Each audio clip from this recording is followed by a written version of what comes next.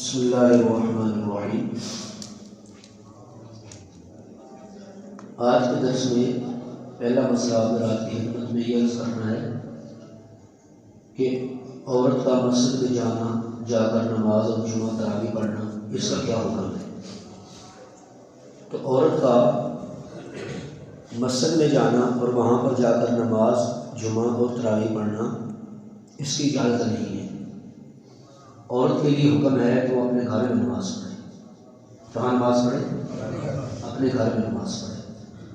اور یہ حکم کوئی ہم اپنی طرف سے یا ہمارے اماموں نے اپنی طرف سے بیان نہیں کیا، بلکہ حضور نبی پاک صلی اللہ علیہ وسلم کی حدیث ہے، آپ کا صحیح سچا فرمان ہے کہ عورت کے لیے نماز پڑھنے کی جگہ، اب الفاظ میں غور کرنا آپ نے، کیونکہ لوگ حدیث بھی سامنے ہوتی ہے، نبی علیہ السلام کا حکم بھی سامنے ہوتا ہے، لیکن ماننے کے لیے تیار نہیں ہوتی۔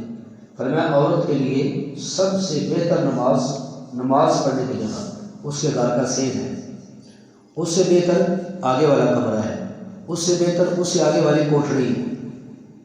مطلب عورت کے لیے گھر میں بھی سب سے بہتر نماز پڑھنے کی جگہ وہ ہے جو خفیہ اور پوشیدہ ہو۔ یہ کس کا فرمان ہے؟ نبی کریم صلی اللہ علیہ وسلم کا۔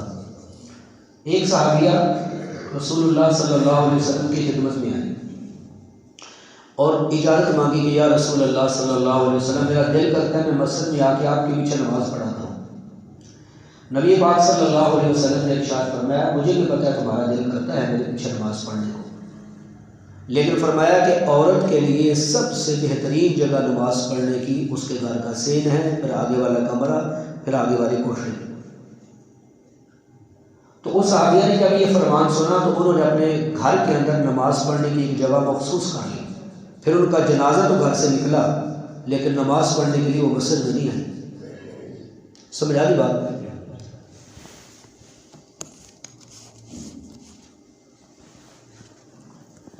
اسی طرح رسول اللہ صلی اللہ علیہ وسلم کے اسی سے ملتے جلتے بہت سارے فرامین موجود ہیں کہ عورتوں کو ترغیب دی گئی، انہیں یہ سمجھایا گیا کہ وہ گھروں میں نماز پڑھا کریں۔ پھر لوگ کہتے ہیں اچھا جی حدیثوں میں ملتا نہیں ہے کہ نبی پاک صلی اللہ علیہ وسلم کے زمانے میں عورتیں مسجد نبوی میں جا کے نماز پڑھتی تھی؟ جی بالکل ذکر ملتا ہے، لیکن اس میں دو باتیں چھپا لی جاتی ہیں جو بیان نہیں کی جاتی وہاں کے سامنے۔ پہلی بات یہ ہے کہ اس وقت جب مسجد نبوی نبی پاک صلی اللہ علیہ وسلم کی مسجد بنی تھی اور حضور پاک وہاں نماز پڑھاتے تھے، اس کے علاوہ بھی محلوں کے اندر مدینہ کے اندر تقریباً 8 سے 9 مسجدوں کا ذکر ملتا ہے۔ توجہ کرنا ذرا، سوائے مسجد نبوی کے کسی مسجد کے بارے میں نہیں ملتا کہ کسی محلے سے عورتیں وہاں نماز پڑھنے کے لیے جاتی ہیں۔ مسجد نبوی میں عورتیں آتی تھیں، اللہ کے نبی علیہ السلام نے منع بھی نہیں فرمایا، بلکہ لوگوں کو کہا کہ منع نہ کیا کرو، اللہ کے بندوں کو آنے دیا کرو، منع بھی نہیں فرمایا، لیکن ترغیب بھی نہیں دی کہ مسجدوں میں آؤ تمہیں یہ ثواب ملے گا، یہ ثواب ملے گا۔ ثواب گھر میں بیان کیا، مسجدوں میں صرف کی اجازت دی۔ وجہ یہ ہے کہ چونکہ ابھی شروع اسلام تھا تو نبی کریم صلی اللہ علیہ وسلم نے منع نہیں کیا تاکہ عورتیں آئیں، جہاں نبی علیہ السلام مردوں کے لیے بیان کرتے ہیں، حضور پاک نے دین سکھاتے ہیں، عورتیں بھی دین سیکھ رہے ہیں۔ اور عورتوں کے سب سے بڑا مقصد یہ ہوتا تھا کہ نبی علیہ السلام کی ماتحتی میں نبی علیہ السلام کے پیچھے نماز پڑھنے کی برکت ہمیں مل جائے، اصل مقصد یہ ہوتا تھا۔ اچھا اس کے بعد کیا ہوا؟ جب نبی پاک صلی اللہ علیہ وسلم کی وفات ہو گئی، نبی علیہ السلام کی وفات مبارکہ ہو گئی، تو اب یہ جو سلسلہ تھا نبی علیہ السلام کے پیچھے نماز پڑھنے کی برکت کا وہ بھی ختم ہو گیا۔ صحیح بخاری میں لکھا ہے کہ ابی عائشہ رضی اللہ تعالی عنہا جو ہمارے نبی پاک صلی اللہ علیہ وسلم کی بیوی ہیں اور تمام بیویوں میں صرف ایک کنواری تھی، مطلب کہ باقی عورتیں بیوہ تھیں پہلے، ان سے نبی علیہ السلام نے نکاح فرمایا، لیکن یہ تھی کہ جو کنواری تھی بیوہ نہیں تھی۔ اور صحابہ کرام رضوان اللہ علیہم اجمعین بھی ان سے آ کر بڑے بڑے مسائل پوچھا کرتے تھے جو صحابہ کرام کو بھی بعض اوقات حل نہیں ہوتے تھے۔ تو امی عائشہ فرماتی ہیں، صحیح بخاری میں لکھا ہوا ہے کہ اس وقت اگر نبی علیہ السلام حیات اور زندہ ہوتے تو عورتوں کو مسجدوں میں جانے سے روک دیتے ہیں۔ یہ کون فرما رہی ہے؟ اب یہ لوگوں کو نظر نہیں آتی حدیث ہے جی، امی عائشہ فرما رہی ہے رضی اللہ عنہ، اگر اس وقت نبی علیہ السلام موجود ہوتے نا تو عورتوں کو مسجدوں میں جانے سے منع فرما دیتے۔ ٹھیک ہے، اور پھر اس کے بعد عورتوں کا جانا موقوف ہو گیا۔ تو میرے مسلمان بھائیوں، اب لوگ یہ جو ام عائشہ رضی اللہ عنہ کا فرمان ہے یا حدیثیں، ان کے مقابلے میں اپنی عقل لے کر آتے ہیں، کہتے کیا ہیں، اچھا عورت بازار جا سکتے تو مسجد نہیں جا سکتی۔ دیکھو ذرا، ویسے کہا جاتا ہے صرف قرآن اور حدیث، اللہ اور اس کے رسول کا فرمان، لیکن جب اللہ رسول کا فرمان سنایا جاتا ہے تو پھر کہا جاتا ہے عورت بازار جا سکتی ہے تو مسجد میں نہیں آ سکتی۔ بھئی ہم نے کب کہا عورت بازار جائے؟ ٹھیک ہے، ضرورت ہے تو جا سکتی ہے، اپنے کوئی چیز لانی ہے، مرد گھر میں نہیں ہے یا مرد ہے لیکن اس کے مطابقہ نہیں ہے، وہ ضرورت کے لیے جا سکتی ہے۔ تو ہم بھی کہتے ہیں تعلیم کے لیے ایک ضرورت ہے، عورت جا سکتی ہے تعلیم حاصل کرنے کے لیے، کوئی بیان ہو رہا ہے، دینی بیان ہو رہا ہے، وہ سننے کے لیے جا سکتی ہے، لیکن نماز اس کی مسجد کی ضرورت نہیں ہے، وہ گھر میں حکم ہے۔ کہاں پر حکم ہے؟ گھر میں حکم ہے۔ یہ بات آپ کو سمجھا گئی؟ کل بھی خاتون نے مجھ سے پوچھا کہ بہت دعوت چلائی جا رہی ہے تو ہمیں بھی یہ کہا جا رہا ہے کہ آپ مسجد میں آئیں، تو پھر میں نے یہ بات سمجھائی۔ تو یہ انشاءاللہ آپ کو یاد رہے گا نا مسئلہ، ٹھیک ہے؟ تو عورتوں کے لیے حکم ہے کہ وہ گھر میں نماز پڑھیں۔ باقی رہ گئی بات خانہ کعبہ کی، مسجد نبوی کی، وہاں کے ائمہ کرام چونکہ عربی میں بیان کرتے ہیں، ہمارے میں الحمدللہ خود عمرہ کر کے آیا ہوں، وہ دو مسئلوں پر بڑا زور دیتے ہیں۔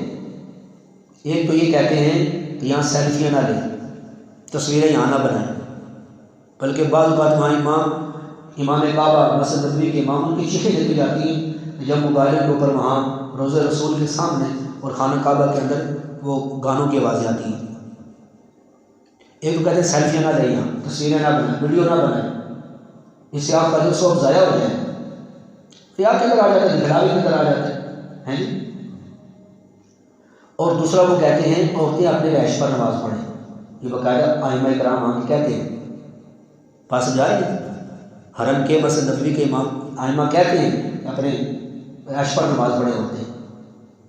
باقی عورتیں جاتی ہیں، صفا مروا کی صحیح ہو رہی ہے، عمرے کے افعال کر رہی ہیں، نماز کا ٹائم ہو گیا تو اب وہاں وہ نماز پڑھ لیتی ہے باب مجبوری، یا مسجد نبوی کی زیارت کے لیے گئی، ٹھیک ہے، تو وہاں نماز کا ٹائم ہو گیا تو نماز پڑھ لی، وہاں کی کچھ خصوصیات بھی ہیں، بات سمجھ آ رہی ہے؟ تو یہ مسئلہ آپ کو یاد رہے گا۔ پھر آپ کے سامنے کوئی یہ کہے کہ عورت بازار جا سکتی ہے تو مسجد نہیں جا سکتی، اتنی بات یاد رہے گی کہ بازار عورت جائے ضرورت کے لیے، ہم بھی کہتے ہیں تعلیم اس کی ضرورت ہے، ٹھیک ہے، وہ کام کاج ہے، کوئی گھر میں مرد نہیں ہے، اس کی ضرورت ہے، بیان سننے کے لیے جانا ہے، دینی ضرورت ہے، لیکن نماز کا جو تعلق ہے وہ عورت کا گھر کے ساتھ ہے۔ انشاءاللہ مسئلہ سمجھ رہے یاد رہے گا انشاءاللہ۔ اچھا، ایک بار آج کا پہلا مسئلہ ہو گیا۔ دوسرا مسئلہ کہ جب آدمی سفر میں ہو تو ایک دو موٹے مسئلے سمجھ لیں جو عام طور پر لوگ پوچھتے ہیں۔ تو سفر میں قصر کرنا یہ کتنے سفر کے اوپر ہے؟ اس میں دو شرطیں ہوتی ہیں۔ پہلی شرط تو یہ ہے کہ کم از کم 77 کلومیٹر کے فاصلے پر جا رہا ہو، اور دوسری شرط یہ ہے کہ 15 دن سے کم کے لیے سفر میں جا رہا ہو، 14 دن یا 13 دن یا اس سے کم۔ تو یہ دو شرطیں اگر پائی جائیں تو پھر نماز قصر ہوگی، اور اگر ان دونوں میں سے کوئی ایک نہ پائی جائے پھر مکمل نماز ہوگی۔ 70 کلومیٹر سے کم ہے، اگر دن 14 یا 13 کے لیے جا رہے ہیں یا اس سے کم کے لیے جا رہے ہیں، لیکن سفر پورا نہیں ہے تو پوری نماز پڑھے گا، یا سفر تو پورا بنتا ہے 77 کلومیٹر یا زیادہ، لیکن 15 دن یا اس سے زیادہ کے لیے جا رہے ہیں تو ابھی نماز پوری پڑے گا۔ ابھی مسئلہ زیادہ مطلب سمجھیں۔ قصر کا مطلب کیا ہوتا ہے جی؟ قصر کا مطلب ہوتا ہے کہ جو 4 فرض ہوتے ہیں نا وہ 2 ہی پڑھنے ہوتے ہیں، وہ پڑھنے ہی 2 ہیں۔ اگر کوئی بندہ کہتا ہے جی میں 4 ہی پڑھ لوں تو 4 اللہ کے یہاں قبول نہیں ہوں گے، ہے ہی سفر کی نماز 2 ہی، باقی صبح کے 2 سنتے، 2 فرض، اس کے بعد مغرب کی نماز، عشاء کے وتر، یہ پڑھنے ہوں گے، ٹھیک ہے۔ جو 2 فرض ہیں یا 3 فرض ہیں یا وتر ہے، ان میں قصر نہیں ہے۔ باقی رہ گیا سنتے مقدہ کا مسئلہ، تو اگر ایمرجنسی نہ ہو، کوئی جلدی نہ ہو تو پھر سنتے مقدہ بھی پڑھنی پڑے گی، اور اگر جلدی ہو تو پھر سنتے معاف ہے۔ سمجھا دی بات؟ سنتے اس وقت معاف ہوگی جب جلدی ہو، اگر جلدی نہ ہو پھر سنتے پڑھنی پڑے گی۔ تو یہ گنجائش شریعت نے دی ہے اس میں۔ اور ایک مسئلہ یہ بھی سمجھ لیں، سفر کی حالت میں نماز قضا ہو جائے تو گھر میں آ کے بھی اس کو قصر قضا کرنا ہے۔ گھر میں کوئی نماز قضا ہو جائے، سفر میں پوری قضا پڑھنی ہے۔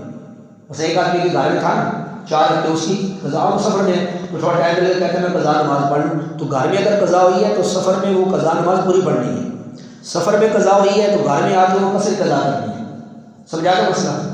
بعض بات ہوتا ہے مثلا ایک ساتھی دبئی میں ہے، سعودیہ میں ہے، کسی باہر ملک میں ہے، اس نے اپنے وطن اصلی میں آنا ہے پاکستان میں، تو اب مشتری درمیان میں جو ہمارا وقت گزرے گا، تو اب چونکہ ہم اپنے گھر میں آ رہے ہیں تو ہم پوری نمازیں پڑھیں گے یا قصر پڑھیں گے؟ تو اس کا جواب یہ ہے کہ جب تک گھر میں نہیں آ جاتے تو اس وقت تک قصر نماز ہوگی، جب اپنے وطن میں پہنچ جائیں تو پھر پوری نماز ہوگی. یہ تو ایک ضروری مسئلہ تھا جو میں نے عرض کر دیا. بقا سفر کے لیے بہت سارے مسائل ہیں، اگر کسی ساتھی کو کوئی بھی مسئلہ پوچھنا ہو تو وہ پوچھ سکتا ہے. اچھا جی، اب کچھ نمازیں ایسی ہیں جی کہ جو فرض نمازوں کے علاوہ ہیں، لیکن وہ فرض تو نہیں ہے، سنت ہے یا نفل ہے، لیکن ان کا ثواب بہت زیادہ ہے، ثواب بہت زیادہ ہے. ٹھیک ہے جی. مثال کے طور پر تحیۃ المسجد. تحیۃ المسجد کا مطلب یہ ہوتا ہے کہ جب آپ وضو کر کے مسجد میں آئیں، اگر ٹائم ہو ابھی فرض نماز ہونے میں، تو آپ 2 رکعت نماز تحیۃ المسجد کے لیے سے پڑھ لیں، مسجد کے ادب کا، عظمت کا خیال کرتے ہوئے. ٹھیک ہے جی، یہ ہوتی ہے تحیۃ المسجد. لیکن 3 اوقات میں یہ نہیں پڑھنی ہوگی، مکروہ وقت ہو پھر بھی نہیں پڑھنی. نمبر 2، صبح کی جب وقت نماز کا داخل ہو جائے، ٹھیک ہے، صبح صادق کا وقت داخل ہو جائے، اس کے بعد سوائے 2 سنتوں اور 2 فرضوں کے تحیۃ المسجد نہیں پڑھنی. نمبر 3، جب امام خطبے کے لیے کھڑا ہو جائے جمعے والے دن، تو اس وقت بھی تحیۃ المسجد کا حکم نہیں ہے. اس کے علاوہ آپ جب بھی مسجد میں آئیں، ٹھیک ہے، تو اگر مکروہ وقت نہ ہو تو آپ تحیۃ المسجد 2 رکعت ادا کر لیں. اس کے ساتھ آپ 2 رکعت نماز تحیۃ الوضو. تحیۃ الوضو کا مطلب آپ نے جب بھی وضو کیا نماز پڑھنے کے لیے، تلاوت قرآن کے لیے یا کسی اور عبادت کے لیے، جب بھی آپ وضو کریں تو اس کے بعد 2 رکعت نماز نفل تحیۃ الوضو کے لیے سے پڑھیں. اس سے انسان کو اللہ کا قرب ملتا ہے، نزدیکی ملتی ہے. سیدنا بلال رضی اللہ تعالیٰ عنہ سے نبی پاک صلی اللہ علیہ وسلم نے پوچھا تھا کہ آپ کی میں نے آواز سنی ہے آسمانوں پر، تو تمہاری جوتوں کی آواز میں نے آسمانوں پر سنی ہے، تم کون سا عمل کرتے ہو؟ تو انہوں نے یہ کہا کہ یا رسول اللہ صلی اللہ علیہ وسلم، جب بھی میرا وضو ٹوٹ جائے میں وضو کر کے 2 رکعت نماز تحیۃ الوضو پڑھ لیتا ہوں. تو نبی علیہ السلام نے فرمایا یہ ہم نہ چھوڑنا. بہت سارے ساتھی رزق کے بارے میں پوچھتے ہیں کہ ہمارے رزق میں برکت نہیں ہے، کاروبار میں برکت نہیں ہے، وہ کوشش کریں باوضو رہیں، جب بھی وضو ٹوٹ جائے وضو کر کے 2 رکعت نماز تحیۃ الوضو پڑھیں، انشاءاللہ رزق کے دروازے کھل جائیں گے. ٹھیک ہے جی، بہت مضبوط عمل ہے، بہت بڑا عمل ہے. اچھا یہ ہو گیا تحیۃ الوضو اور تحیۃ المسجد کا مسئلہ. اس کے علاوہ جو نماز تہجد ہے، اس کے بارے میں 1-2 مسئلے سمجھیں. نماز تہجد اس کے 2 درجے ہیں. پہلا درجہ تو یہ ہے کہ اگر کوئی آدمی صبح کو نہیں اٹھ سکتا تو وہ عشاء کی نماز کے بعد تہجد کی نماز پڑھ لے تو اسے ثواب ملے گا، لیکن پورا ثواب نہیں ملے گا. پورا ثواب تب ملے گا کہ جب بندہ ایک دفعہ سو جائے، پھر قریباً آدھی رات یا اس سے تھوڑی دیر بعد اٹھ کے تو یہ نوافل پڑھے. یہ ہے تہجد کی نماز. اللہ کا ولی جو بندہ بننا چاہتا ہے وہ تہجد کو اپنے اوپر لازم کر لے. اچھا جی، تہجد کی کتنے رکھتے ہیں؟ تہجد کی رکھتے 2 سے لے کر 12 تک ہیں، کم از کم 2 اور زیادہ سے زیادہ 12. میں وہ پچھلے جمعے میں نے کہا تھا نا کہ لوگ کہتے ہیں کہ ابھی عائشہ فرماتی ہے رضی اللہ تعالیٰ عنہ کہ نبی پاک صلی اللہ علیہ وسلم رمضان اور غیر رمضان میں 11 رکعت سے نہیں پڑھتے تھے، مطلب 3 وتر اور 8 رکعت دوسری نفل تہجد کی نماز. تو میں نے کہا میں صحیح بخاری میں دکھاتا ہوں، سیدنا ابن عباس رضی اللہ فرماتے ہیں کہ میں اپنی خالہ میمونہ کے میں نے رات گزاری، تو نبی علیہ السلام رات کو اٹھے، حضور نے مسواک فرمائی، وضو فرمایا، 2 رکعتیں پڑھی، پھر 2 پھر 2 پھر 2 2 2 2 کر کے 12 رکعتیں نبی علیہ السلام نے پڑھی، اور وتر نہیں، وتروں کے علاوہ. میں نے کہا یہ روایت بھی صحیح بخاری میں. اب بتاؤ اس کا کیا مطلب ہے؟ تو مطلب تہجد کی نماز 2 سے لے کر کہاں تک ہے؟ 12 تک ہے. ٹھیک ہے جی. زیادہ معمول یہ جو ہم عائشہ فرماتے ہیں نا نبی علیہ السلام، اس کا مطلب یہ ہے کہ زیادہ معمول آپ نے یہ تھا کہ آپ 8 رکعت تہجد کی نماز پڑھتے تھے اور اس کے بعد وتر بعد میں پڑھ لیتے تھے. تو جو آدمی تہجد پڑھنے کا جس کا معمول ہو اس کے لیے بہتر یہی ہے کہ وہ وتر جو ہے وہ تہجد کے ساتھ پڑھ لے، اور جس آدمی کو ہو کہ میرے لیے صبح اٹھنا مشکل ہوگا تو پھر وہ عشاء کے بعد ہی وتر پڑھ لے. یہ مسئلہ سمجھا کے آپ رات یہ ہے تہجد کی نماز. اس کے علاوہ جی ایک نماز ہے نماز اشراق. تو نماز اشراق جب صبح نکل آئے اس کے تقریباً 7-8 منٹ کے بعد جب مغرب وقت ختم ہو جاتا ہے تو کم از کم 2 رکعتیں یا 4 رکعتیں پڑھ لیں. تو حدیث میں آتا ہے اس آدمی کو اللہ تعالیٰ حج عمرے کا ثواب عطا فرماتے ہیں. نماز اشراق کا ٹھیک ہے جی، حج عمرے کا ثواب اللہ تعالیٰ عطا فرماتے ہیں. پھر یہ نماز بہتر تو یہ ہے کہ بندہ مسجد میں بیٹھا رہے، کوئی ذکر اذکار عبادت میں لگا رہے، جب ٹائم ہو جائے تو مسجد میں پڑھ دی جائے. اگر کوئی کام پڑ جائے تو گھر میں جا کے پڑھ جائے گا. اس کے علاوہ یہ نماز چاشت یہ تقریباً جو نماز اشراق ہے اس کے 2 گھنٹے بعد اس کا وقت شروع ہوتا ہے. تو اس کی جو رکعات ہیں وہ 2 سے لے کر 12 تک ہیں. 2 پڑھ لیں، 4 پڑھ لیں، 6 پڑھ لیں، اور زیادہ تر 6 پڑھنا یہ نبی علیہ السلام کا زیادہ معمولی سنت ہے. اس کی کیا فضائل و برکات لکھے ہوئے ہیں؟ اس کے فضائل و برکات ایک تو جنت میں گھر ملنے کا، گناہوں کے معاف ہونے کا، اور سب سے بڑا یہ کہ اللہ پاک اس کے دنیا کے سارے کاموں کے لیے کافی ہو جاتے ہیں.